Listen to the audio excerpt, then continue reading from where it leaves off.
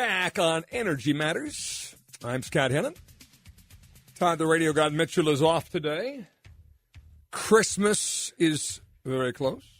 I don't know about you, but I'm still shopping for a few things here and there. I got, some of the Christmas lights done, but not all of them. Got this one tree that went fritz on me. Having to decide which lights to go with. And, comparing on prices and whatnot. And I like the LED lights, right, because they just have a little pop to them. They're kind of neat. What I didn't know is evidently they're also going to save you money on your power bill. You just can't make this up. You absolutely can't make it up. Our next guest is Jon Fabre. Jon is Senior Market Planning Specialist for Otter Tail Power Company in Fergus Falls, Minnesota. They're based in Fergus Falls, but obviously have service in Minnesota and North Dakota. Jon, how are you? Great, Scott. Thank you. How are you today? Good. You guys have you have South Dakota customers too?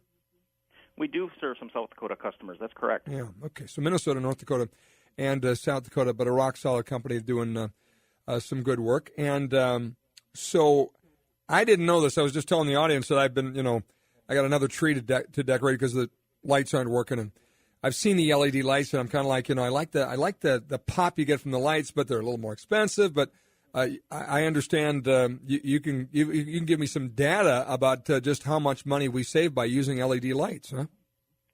Yeah, that's correct. And I took a look at this and said, just for the sake of comparison, let's compare decorating a 100-foot string with a C9 incandescent. That's what they call the old incandescent holiday lights with the larger bulbs on them. And let's compare that to LED. And for comparison purposes, when I was shopping, it looked like you'd really need to buy 4 of those incandescent strings at 25 watts apiece. And you're going to be looking at a total of about 660 watts. Now, on the LED side, you're probably going to be buying 35-foot strings and 3 of those, and that whole string is going to use about 25.2 watts. When you compare that over a holiday season, and I assumed we'd be using about 8 hours a day worth of electricity on each of those strings for a total of 40 days. It seems like a lot of people start decorating their houses around that Thanksgiving time frame and usually run them through New Year's. So I assumed 40 days at 8 hours a day. And the costs are pretty alarming. The LEDs come in at only 83 cents for that time period. Lighting that same 100 feet with those old C9 incandescents is going to run about $22. So, I mean, you start thinking about when we actually first put these lights up and how long, I don't know about you, but you go through all the work of putting them up, you want them on. You're going to leave them on, right? They're sometimes on during the day, but they're cranking a fair amount. So, yeah, just do the math. That can add up fairly quick, right?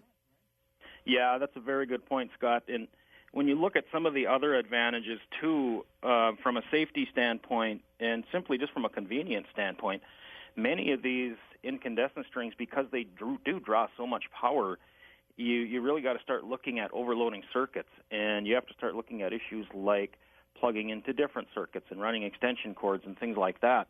And when you incorporate those added costs and then you start looking at the energy costs, it can really become a no-brainer in looking at the LEDs, because in the analysis I did, the C9 cost, that 100 feet of the incandescent strings, is going to run you about $32 to buy.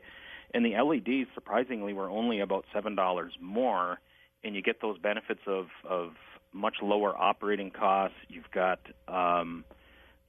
less concerns anyway about circuit overloading, and really you're looking at a payback on that extra cost of less than a year. It's only about 3 months. Yeah, I'm really glad you told me that. I have to tell you also, I just bought a couple of high wattage LED lights for spotlights for a flag. And the reason I did it was because, I bought a new flagpole. It's higher, and the flag's a little bit bigger, and the old lights just weren't getting to the flag.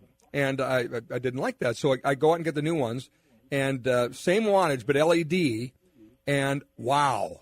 I could not believe the difference. It was unbelievable. And they were spendy. I forget. They were like, floodlights. I think they were maybe $25 for a pair, $29 for a pair, something like that. So more than you would pay for regular floodlights. But big difference in what you're telling me is, as that burns in a North Dakota winter quite a few days, you're going to come out ahead there. Do they last longer too? Yes, they do. When we look at these holiday lights, the LED strings come with a 50,000-hour life compared to 3,000 for the typical incandescents. And in the example you gave, Scott, of the flag lighting, you're looking at probably on an LED bulb at least 20,000 hours compared to probably 1,000 hours on an incandescent. So, and you mentioned too that it just appears brighter, and that's a good point. The LED lights tend to produce a crisper, whiter light that more closely matches true daylight. And I don't really want to use the word tricks the eyeball, but the human eye works in a way that it sees more of the object under that light, and it makes you think that there really is more light there. So, yeah, that's another really good benefit of these LEDs. So the safety's there, and the durability. They take a licking too? These things? Yeah, they're much more durable than a typical incandescent bulb. I think a lot of listeners probably know it's a really delicate filament surrounded by what's essentially just a glass bulb, and if you drop that once, it's probably all over for the incandescent bulb, and it's time to go get the replacement bulb out of the set or run back to the store and try to find one. But these LEDs are much more durable. I know we lit up our general office with some of these strings at Otter Tail, and the sales rep was then showing us these things, and somebody accidentally bounced one off of a concrete floor from about 4 feet up, and it, like I said, it just bounced, and we picked it up and plugged it in. It worked just fine. Yeah, that's. Are these new? Because I remember we went from the old bulbs, the incandescent bulbs that you say that have been around forever, and then we had the corkscrew ones. What did you call those again?